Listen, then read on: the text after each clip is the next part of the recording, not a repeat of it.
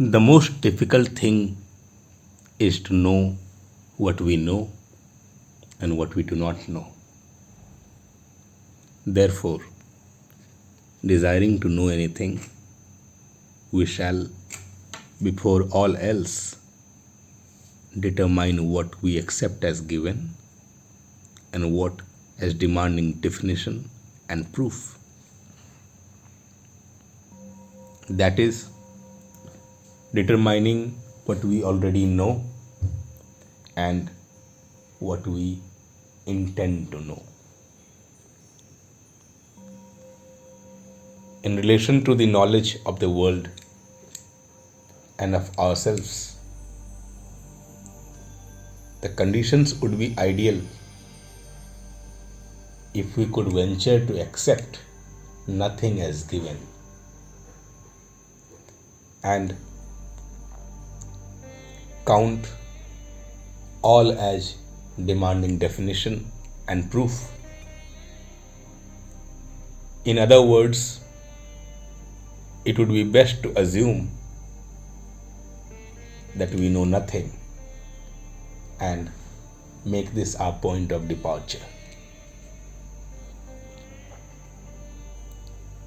But unfortunately, such conditions are impossible to create.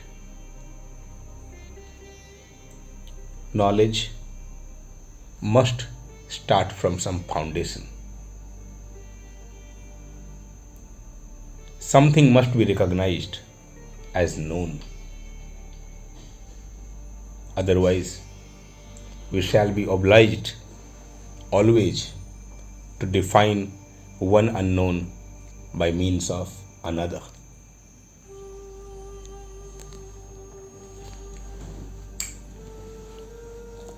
Looking at the matter from another point of view, we shall hesitate to accept the known things as the given ones.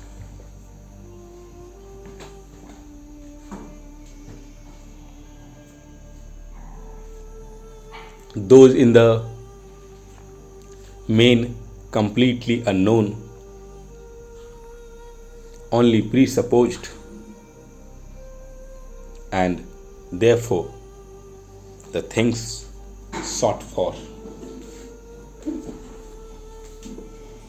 Should we do this? We are likely to fall into such a dilemma as that in which positive philosophy itself is a victim of. And by positive philosophy, I mean a general trend of thought based on the data of those sciences which are now accepted as experimental, empirical, and positive. This philosophy is founded on the existence of matter, materialism, or energy, that is, of a force or motion. Though in reality, matter and motion were always the unknown x and y and were defined by means of one another.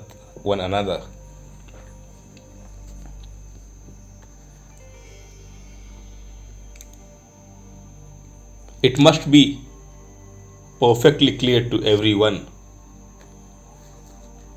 that it is impossible to accept the thing sought as the given,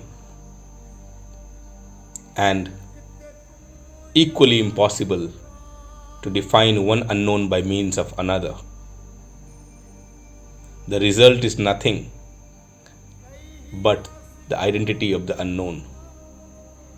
X is equal to y, y is equal to x.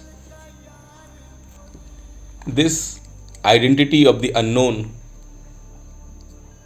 is the ultimate conclusion to which every positive philosophy comes.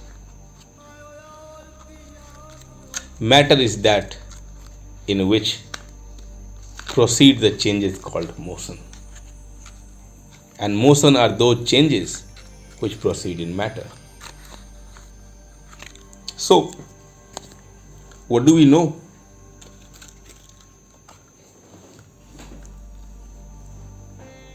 We know that with the very first awakening of knowledge, man is confronted by two obvious facts.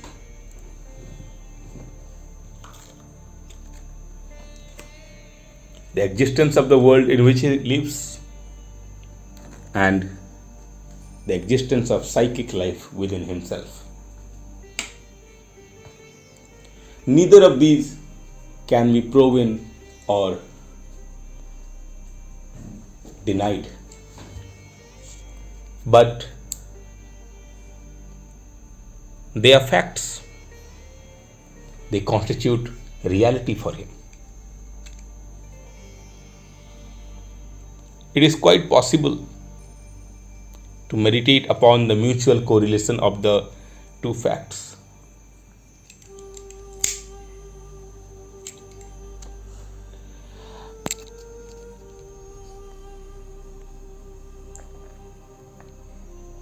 It is possible to reduce them into one. That is, to regard the psychic or the inner world as a part, reflection, or function of the world. Or conversely, the world as a part, reflection, or function of that inner world, the psychic world.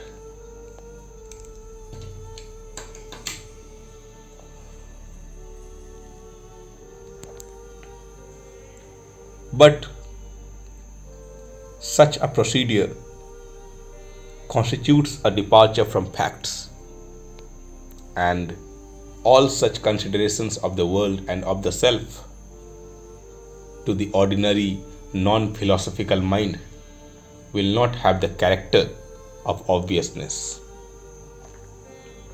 On the contrary, the sole obvious fact remains the antithesis of I and not I, our inner psychic world and the outer world.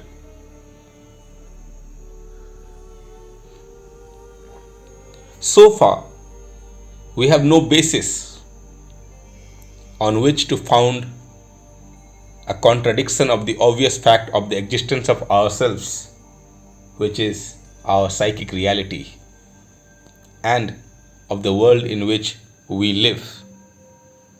This, let us assume or accept as the given.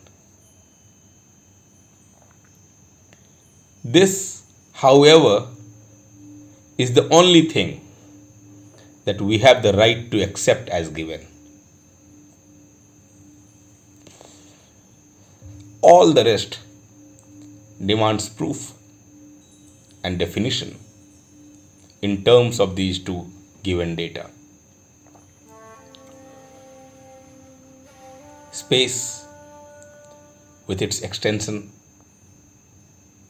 time with the idea before, now, after, quantity, mass, number, equality, inequality, identity, difference, cause and effect, the atoms, electrons, energy, life, death, all things that form the foundation of our so-called knowledge,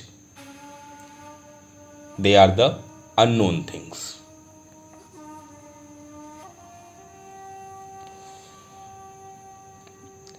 The existence in us of psychic life,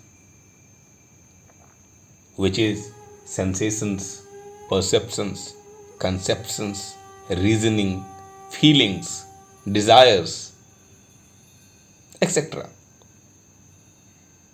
And the existence of the world outside of us. From these two fundamental data, immediately proceed our common and clearly understood division of everything that we know into subjective and objective.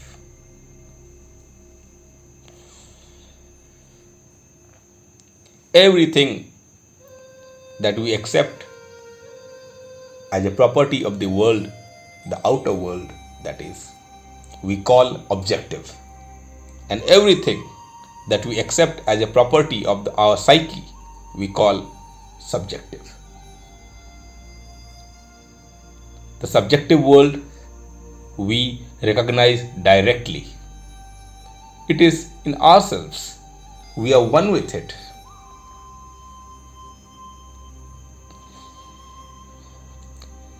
The objective world we picture to ourselves as existing somewhere outside of us. We and it are clearly different things.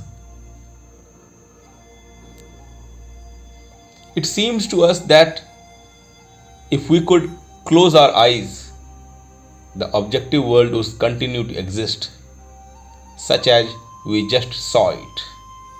And if our inner life were to disappear, so would the subjective world disappear. Yet, the objective world would exist as before, as it existed at the time when we were not, when our subjective world was not.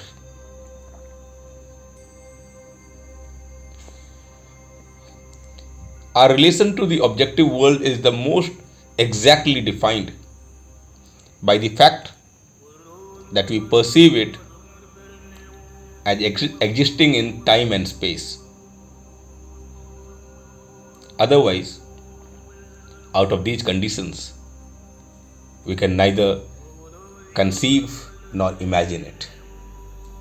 In general, we say that the objective world consists of things and phenomena, that is, things and changes in the state of things. The phenomena exist for us in time,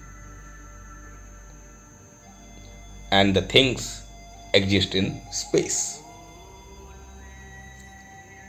But such a division of the subjective and the objective does not satisfy us. By means of reasoning, we can establish the fact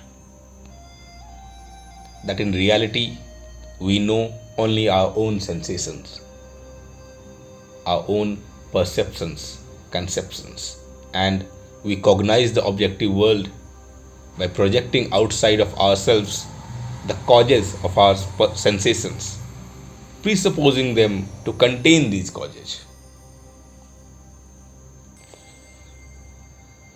Then we find that our knowledge of the subjective world and of the objective world also can be true and false, correct and incorrect.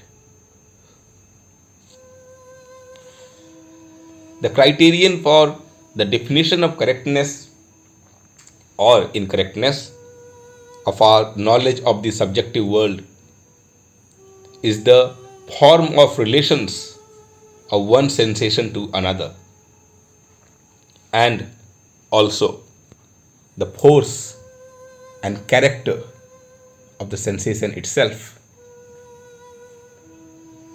Put it another way, the correctness of one sensation is verified by the comparison of it with another of which we are most sure, or by the intensity and taste of a given sensation.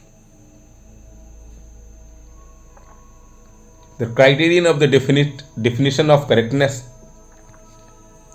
or incorrectness of our knowledge of the objective world is again the very same.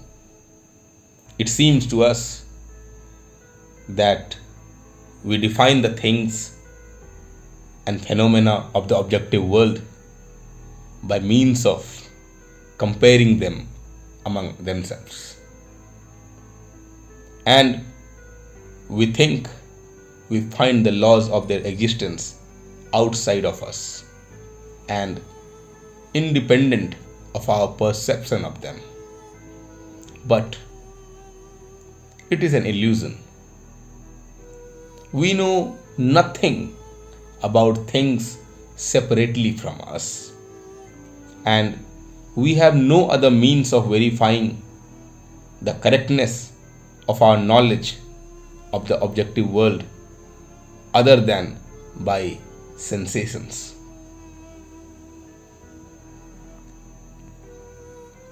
Since the remotest antiquity, the question of our relation to the true cause of our sensations have constituted the main subject of philosophical research. People have always felt that they should have some solution for this question, some answer for it. And these answers have oscillated between two poles, from the full negation of the causes themselves and the assertion that the causes of the sensations are contained within ourselves and not in anything outside of us, up to the recognition that we know that these causes, that they are embodied in the phenomena of the outer world, that these phenomena constitute the cause of sensations, and that the cause of all observed phenomena lies in the movement of atoms and classically the oscillation of the ether. It is believed that if we cannot observe these motions and oscillations, it is only because we do not have sufficiently powerful instruments, and that when such instruments are at our disposal, we shall be able to see the movements of atoms, as well as we see through powerful telescopes the stars, the very existence of which we hitherto never guessed.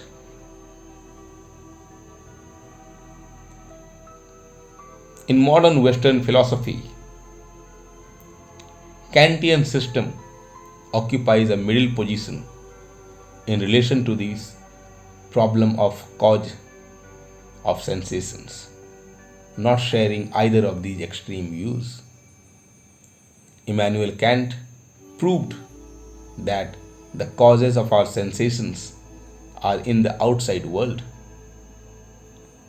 But we cannot know these causes through any sensuous approach, that is, by such means which we call phenomena, and that we cannot know these causes and shall never know them. Kant established the fact that everything that is known through the senses is known in terms of time and space, and that out of time and space we cannot know anything by way of the senses, that time and space are necessary conditions of sensuous receptivity, which is the receptivity by means of the five organs of the sense. Moreover, what is more important, he established the fact that extension in space and existence in time are not properties appertaining to things, but just the properties of our sensuous receptivity. That in reality, apart from our sensuous knowledge of them, things do exist independently of time and space. But we cannot perceive them out of time and space. And perceiving things and phenomena thus sensuously, by virtue of it, we impose upon them the conditions of time and space as belonging to our form of perception. Thus, time and space, defining everything that we cognize, we perceive by sensuous means, are in themselves just forms of our receptivity, categories of our intellect, the prism through which we regard the world. Or let us just say, space and time do not represent properties of the world, but just the properties of our knowledge of the world gained through our sensuous organism. From this, it follows that the world, apart from our knowledge of it, has neither extension in space nor existence in time. These are the properties which we add to it. Cognizance of space and time arise in our intellect during its touch with the external world by means of the organs of the sense, and do not exist in the external world apart from our contact with it. Space and time are categories of intellect, the properties which are ascribed by us to the external world. They are signal posts, signs put up by ourselves because we cannot picture the external world without their help. They are graphics by which we represent the world to ourselves, projecting outside of ourselves the cause of our sensations. We are designing those causes in space, and we picture continuous reality to themselves as a series of movements of time following one another. This is necessary for us because a thing having no definite extension in space, not occupying a certain part of space, or not lasting a certain length of time, does not exist for us at all.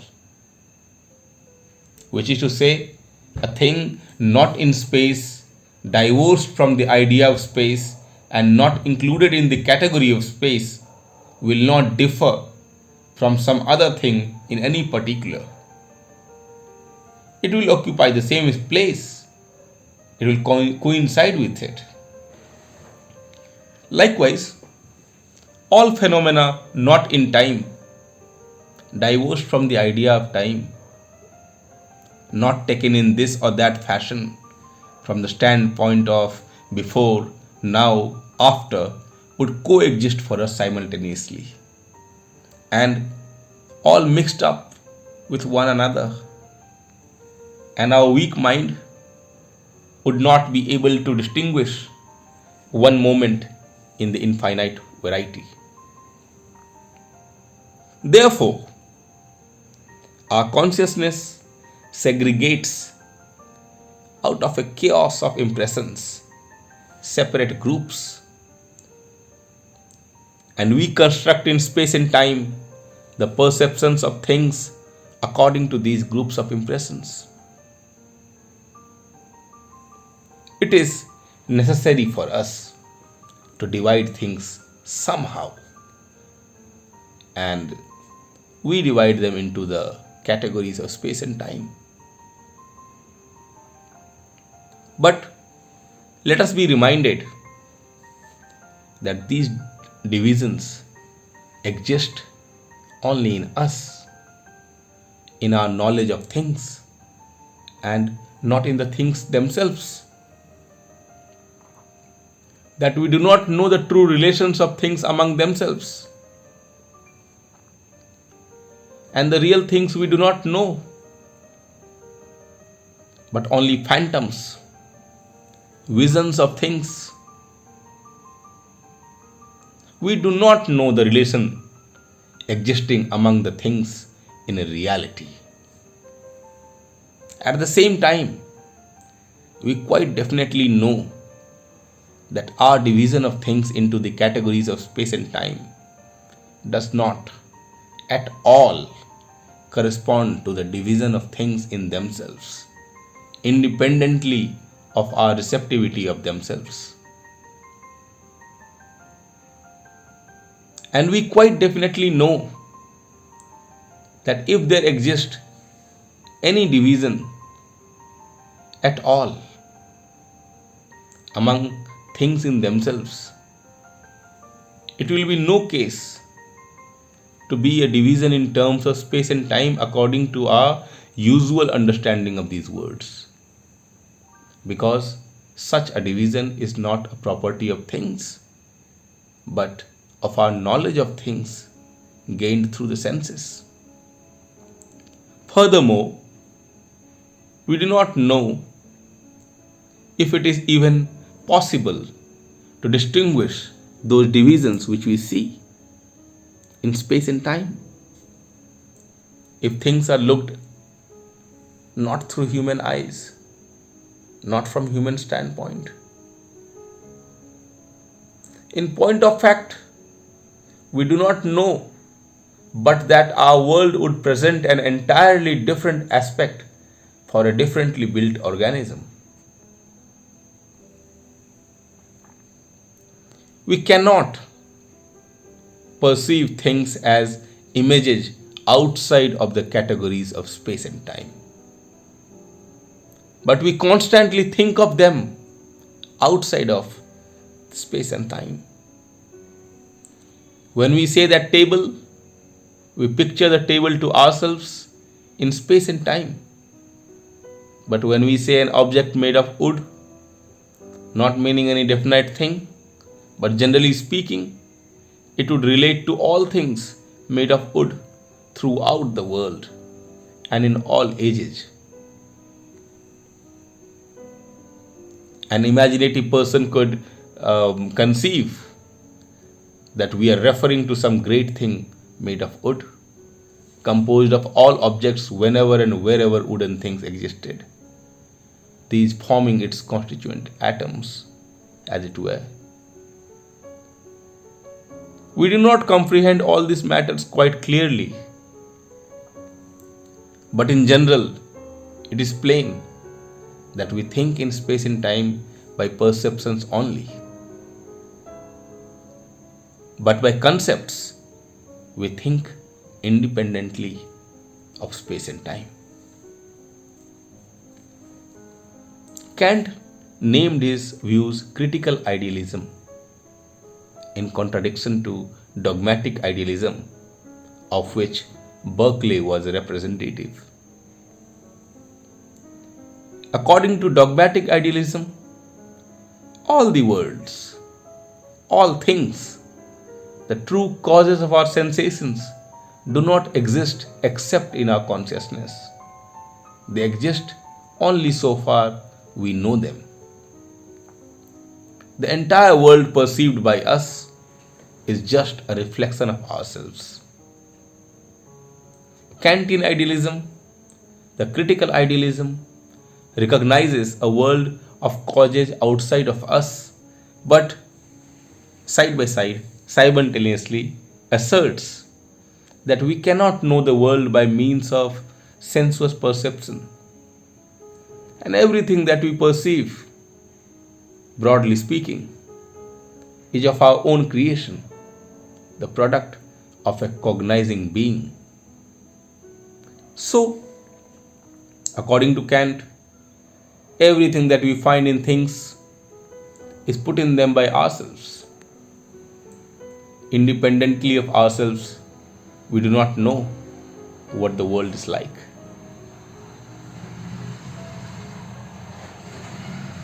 And our cognition of things have nothing in common with the things as they are outside of us, that is, in themselves.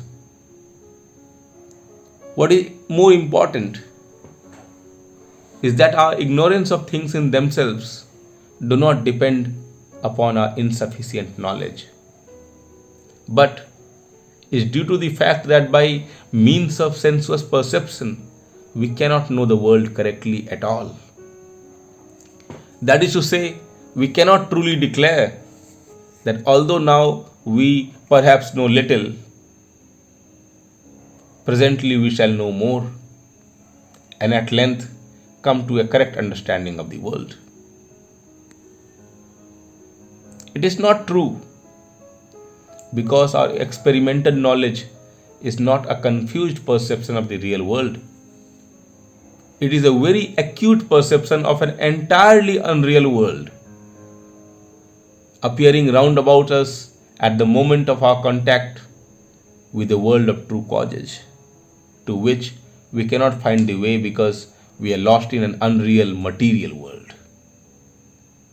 For this reason, the extension of the objective sciences do not bring us any nearer to the knowledge of things in themselves or of the true causes.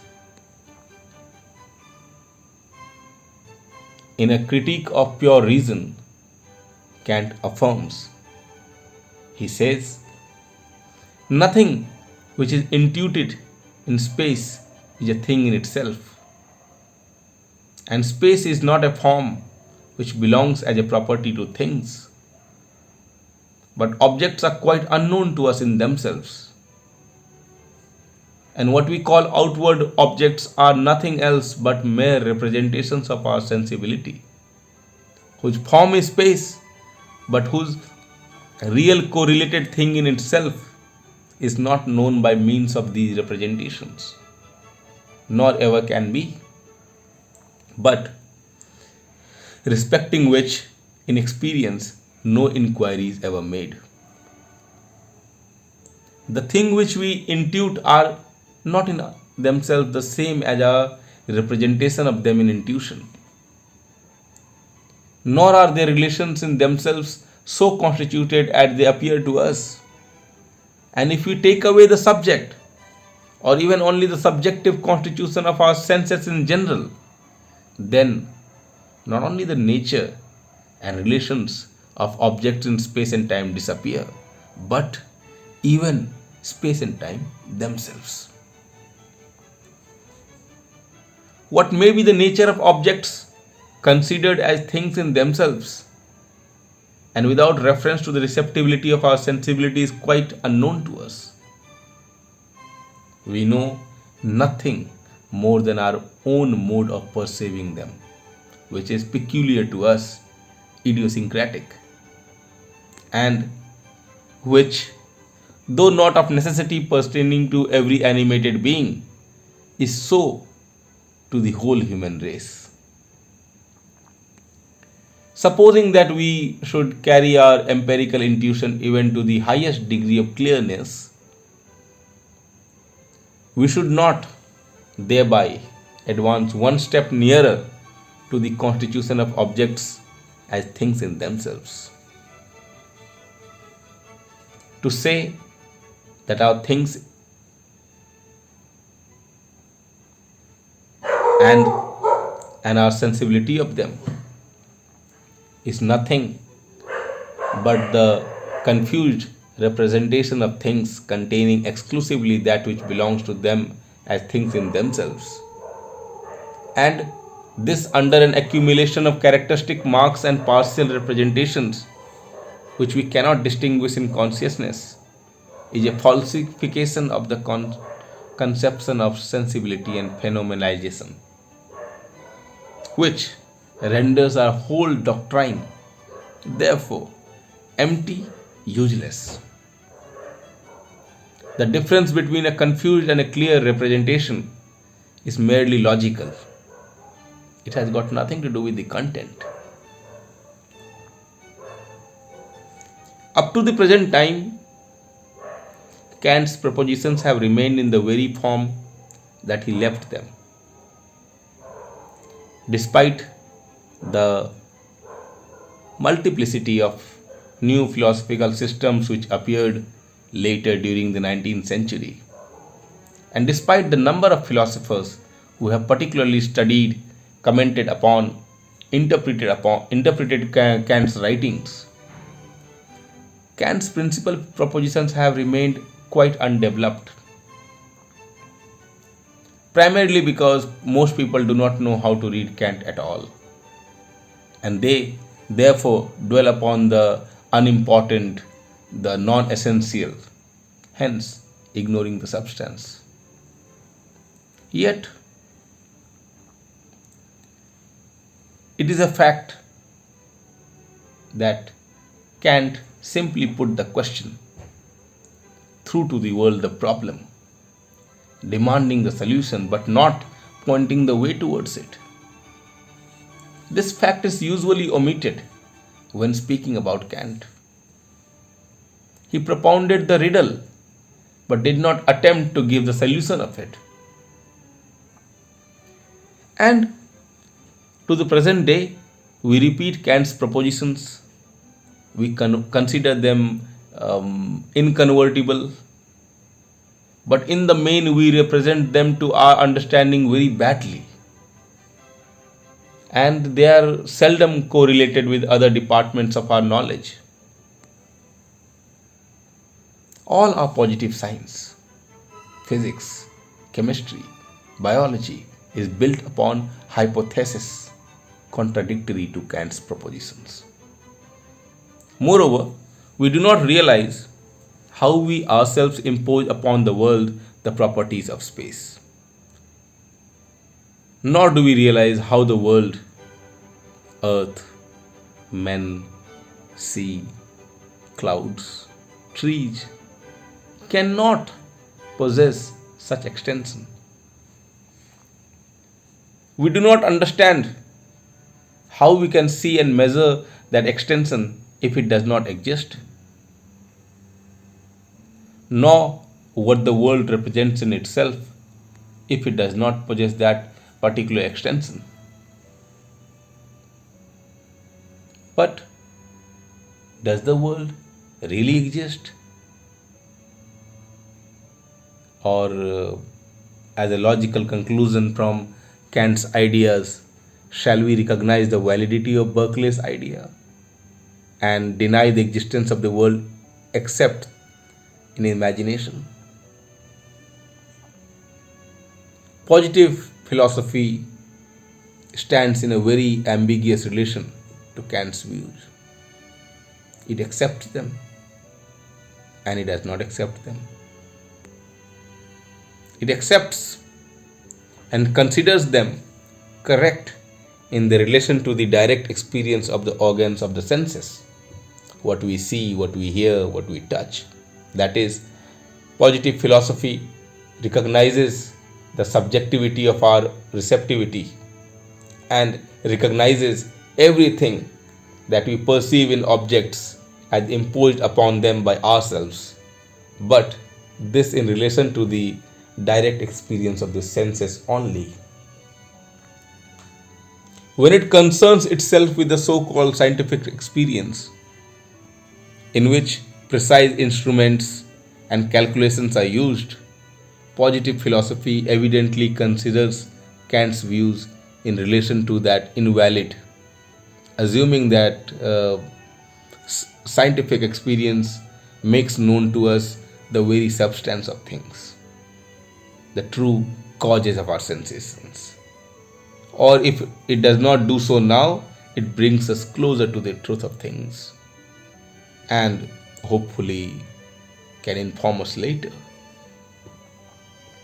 Contrary to Kant, the positivists are sure that more clear knowledge of phenomena makes them acquainted with things in themselves.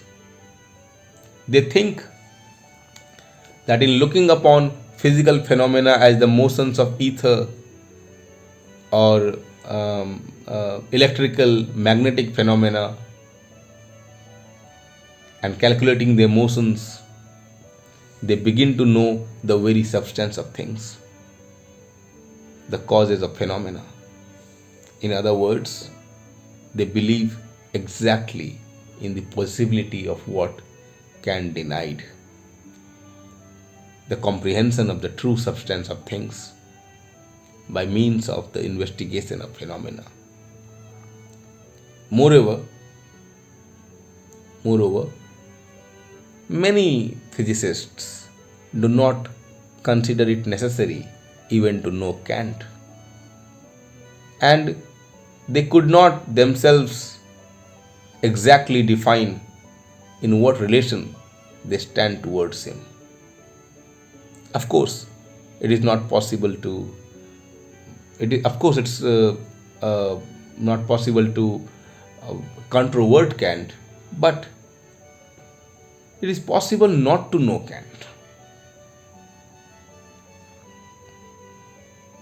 Every description of physical phenomena, by its very word, is related to the problems set forth by Kant.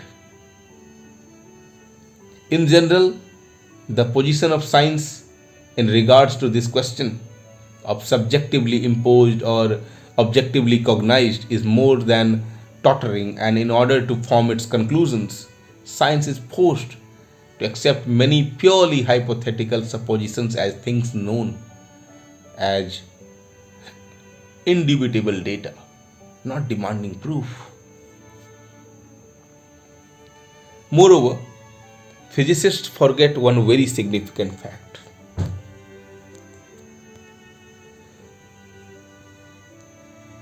In his book Analysis of Sensations, Mach writes, I quote him, "In the investigation of purely physical processes, we generally employ conceptions of so abstract a character that as a rule we think only cursorily or not at all of the sensations that lie at their base. The foundation of purely physical operations is based upon an almost unending series of sensations, particularly if we take into consideration the adjustment of the apparatus which must precede the actual experiment. Now, it can easily happen to the physicist who does not study the psychology of his operations that he does not, to reverse a well known saying, see the trees for the wood, that he overlooks the sensory element as the foundation of his work. Psychological analysis has taught us that this is not surprising, since the physicist is always operating with sensations.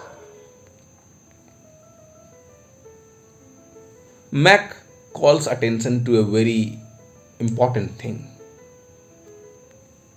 Physicists do not consider it necessary to know psychology.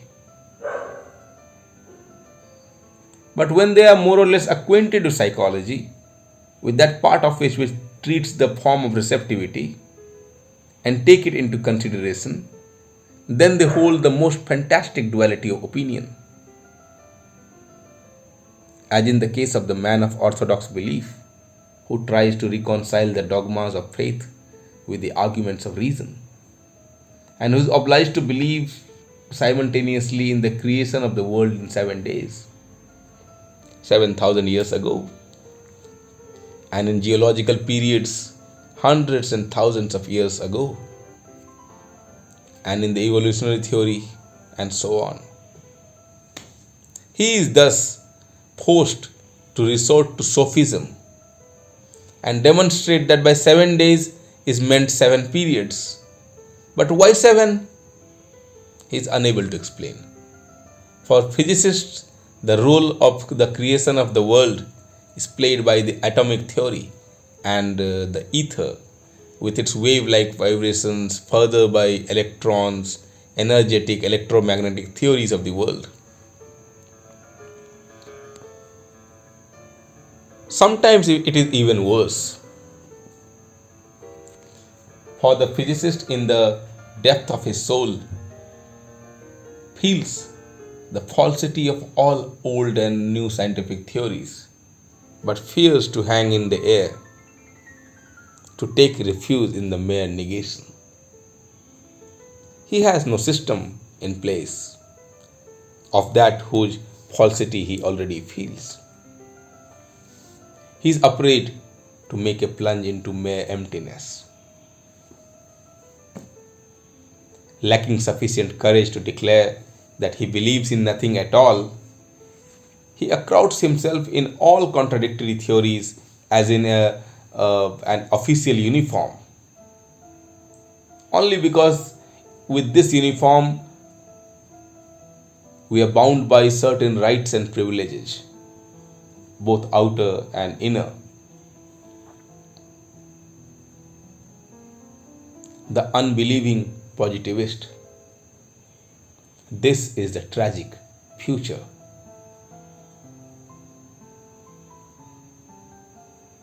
And it is analogous to the atheist or unbelieving priest of the times of Voltaire.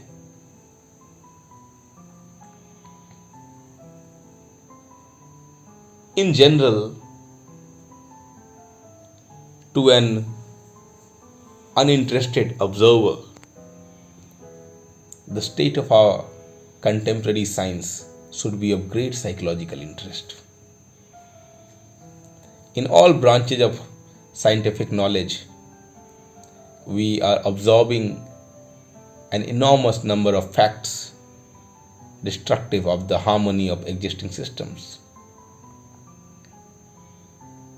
And these systems can maintain themselves only by reason of their heroic attempts of scientific men who are trying to close their eyes to a long series of new facts which threaten to submerge everything in an irresistible stream. If in reality we were to collect these systems, destroying facts, they would be so numerous in every department of knowledge as to exceed those upon which such existing systems are founded.